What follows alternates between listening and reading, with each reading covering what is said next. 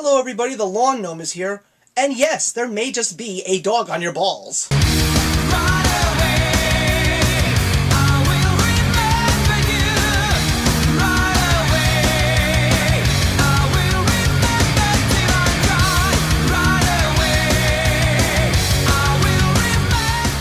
So here's a movie that I really wanted to see in theaters last year, and unfortunately it was one that got away.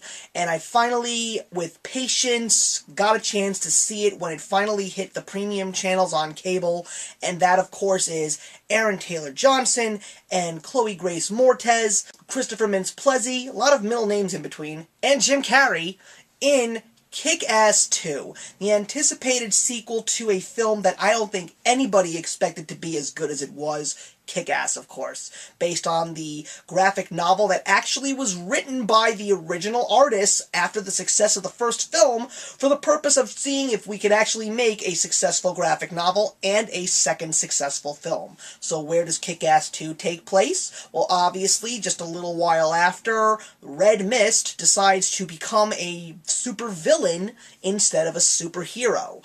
And Kick-Ass and Hit Girl are suddenly joined by a whole bunch of other people that want to be superheroes and keep the city safe. What surprised me when I finally saw this movie was how bad it was. I was so upset, especially after 15 minutes in, when it was sort of entertaining, and especially when you finally see Jim Carrey as Colonel Stars and Stripes, who I was really expecting to give this sequel a new breath of life and really turn it into something a step above what Kick-Ass was. This movie gave you nothing but dismay, disappointment, and when the movie is over and the credits roll, you wonder what happened. It was such a dull, uninteresting movie. You don't feel the connections with the characters as you did in the first one. The whole story that revolves around Hit Girl sort of takes on a Mean Girls vibe that I just don't understand. I didn't even read the comic book, so if you guys read the sequel to Kick-Ass, please throw your comments in the box below. McLovin's character, and I know that it's Christopher Mintz-Plasse, but you know, when it comes to him, it's Superbad McLovin. His character, who happens to end up being the character, the mother effer, you don't understand. He doesn't come off as a threatening villain. He really just comes up as a stuck-up, snot-nosed little brat. And that's what makes him so intolerable to watch.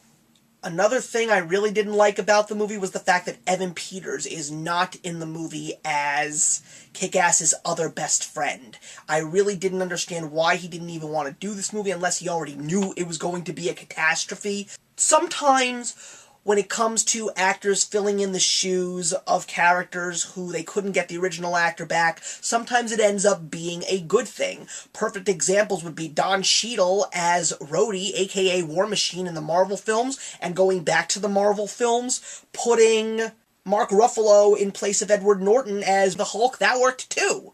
But in this case, not so much.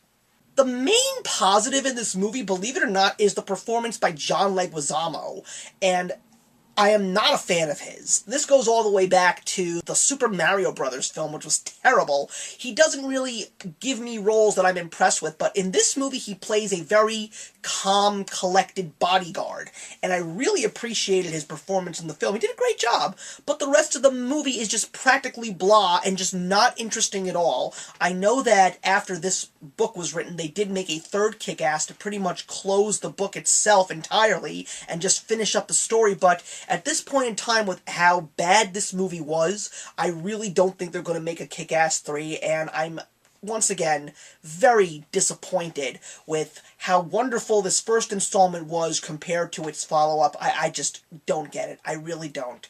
So I am unfortunately going to be giving Kick-Ass 1 out of 4. Thank you very much for watching, guys. Throw your comments in the box below. Let me know if you think differently about Kick-Ass 2, and hopefully I will come back to you with another one that got away next month, and maybe there will be a little bit more of a positive review. I am the Lawn Gnome, and remember that actions speak louder than words.